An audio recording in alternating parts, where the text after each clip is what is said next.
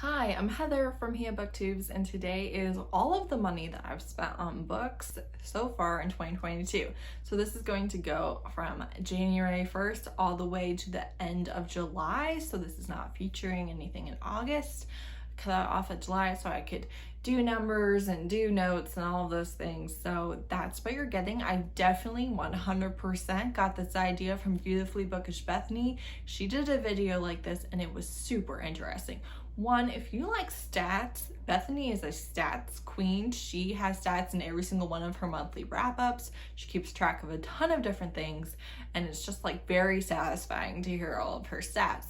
Then also, she did such an interesting breakdown of all of her spending and all of the things, and it was just great. It was great. I don't even consider that to be something I'm super interested in, and I was fascinated. I thought it was great. And I really do feel like BookTube has a problem with transparency and how much they spend and how many books they're getting and the amount of books that they're buying versus the amount of books that they're reading, etc., etc.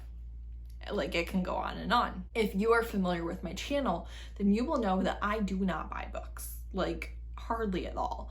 I read from Kindle Unlimited and the library. Those are my primary sources of reading, and I will get into the numbers.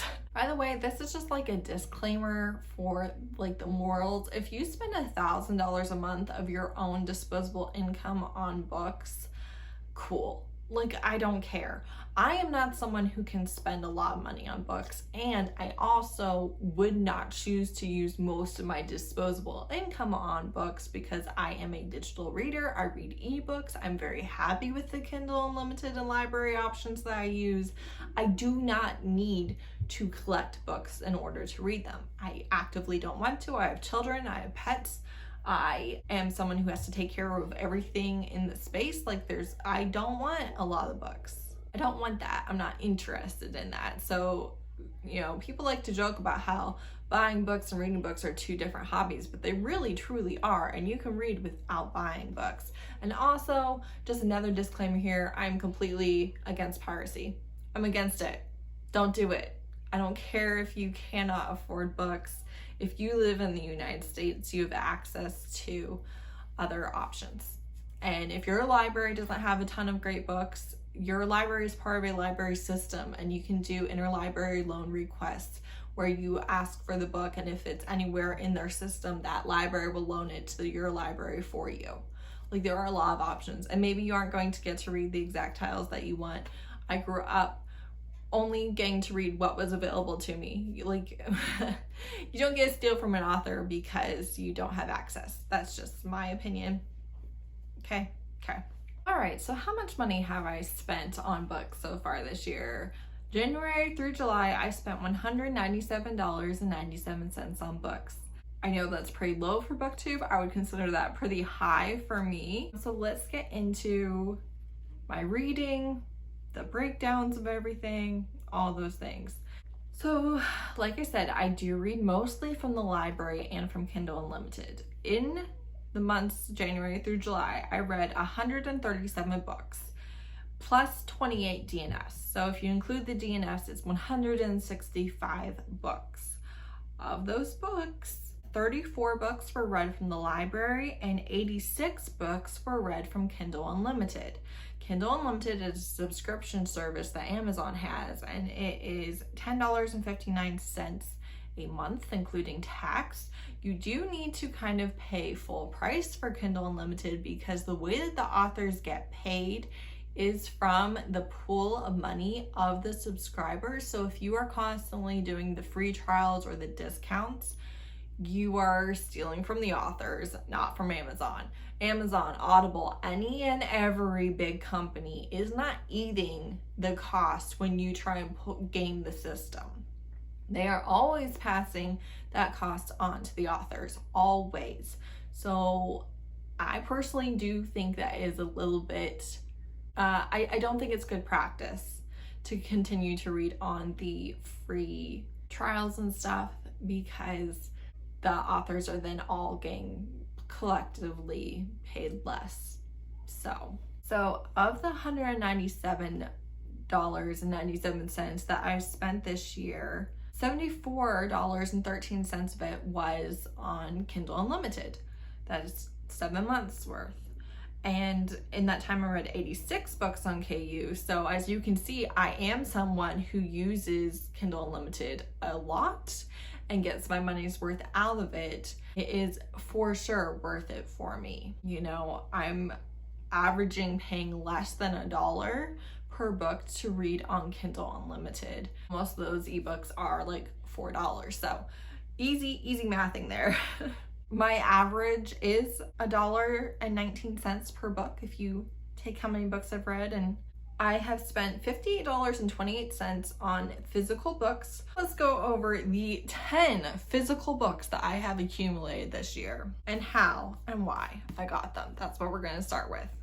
First off, I have Forged in Desire by Brenda Jackson. This was a gift from Megan at Meow Fader. That was a gift. I bought 3 steamy manga that are not available digitally. You can only get them physically, and I was gifted the first one for my birthday from Izzy at Happy For Now. So that 4. This I did not buy, but I do want to include it. This is a special edition of Christina C. Jones, The Culmination of Everything. It's signed by the author. It's from the Hello Lovely box. I got this box as a gift for Christmas last year because I requested my husband. I was like, hey, I want this.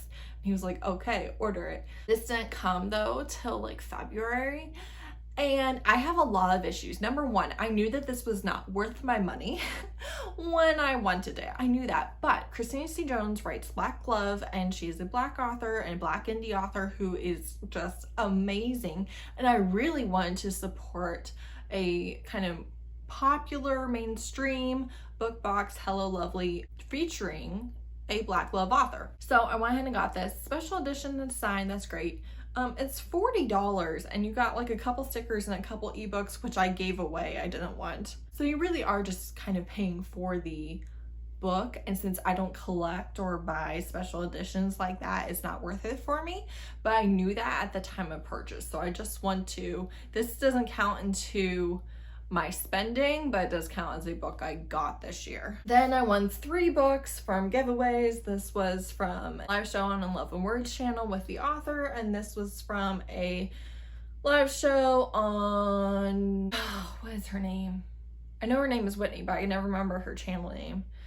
And Nicole from Who Picked This Book gave away these books, and I was the winner for that. And then I pre-ordered Zachary Yin and the Dragon Emperor by Jiren J. Zhao, and the reason for this was I was reading it to my kids, and I wanted to go ahead and get the physical copy in case they want to reread it on their own in the future.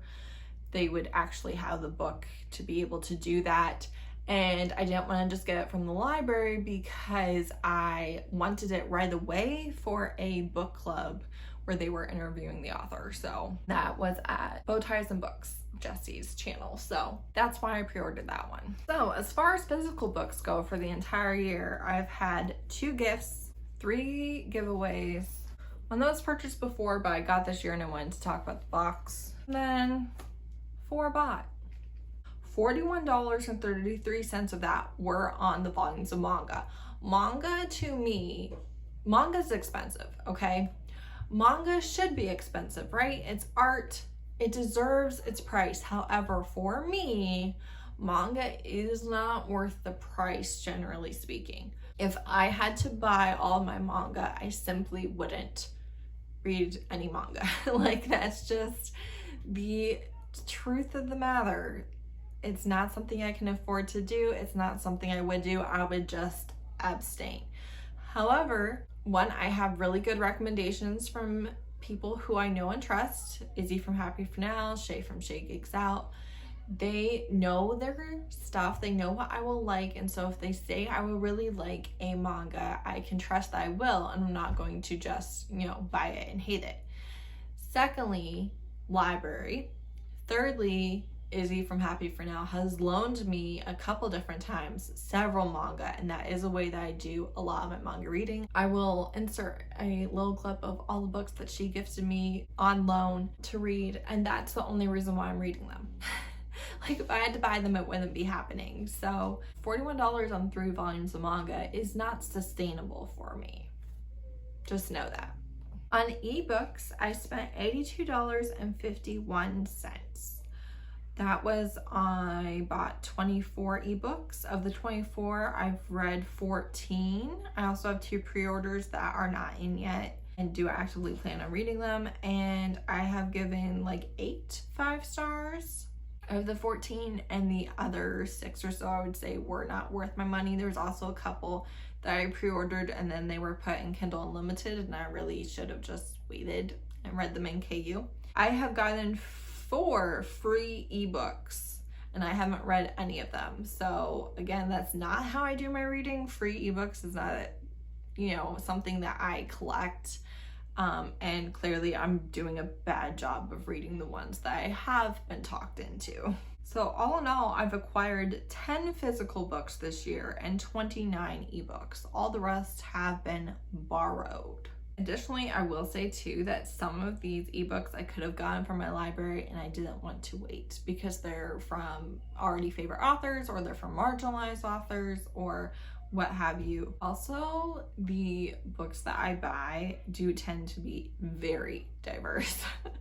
I'm a big believer in reading diversely. $197.97, a lot for me, not a lot to spend on books. Definitely don't feel like I've wasted it. Even the books that I'm like, well, I'm never going to read that.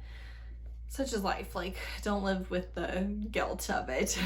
Those are my stats. That's kind of the transparency behind me claiming that I don't read books. I do ebook hauls about once every 5 months or so. It just depends on when I have like 10 or so to talk about. And yeah, there's just, you can read without buying books. You can read without pirating. You can read without spending a ton of money, and you can for sure read without collecting physical books. So let me know what you do, and if you found this video interesting. So thanks so much to Bethany for the idea. I really did enjoy her video so much. And also, I don't listen to audiobooks. I've listened to one audiobook. It was Pride and Prejudice, and I listened to it on Spotify. So it was free with my Spotify subscription. So that obviously does help as well, but I don't listen to audiobooks. I don't really read physical books. I'm definitely an ebook reader. So, like I said, if you spend a ton of money and or really enjoy a different format and or are a collector, more power to you. I am not judging anyone for what they do with their disposable income and what they do with their own possessions and their own space. Good for you. Congratulations. It doesn't bother me. But for me, I'm a booktuber who doesn't buy books much, so I think that is important to remind people that you can in fact do that. I don't know what's happening downstairs, but I'm gonna end this here. Thanks so much for watching. Bye.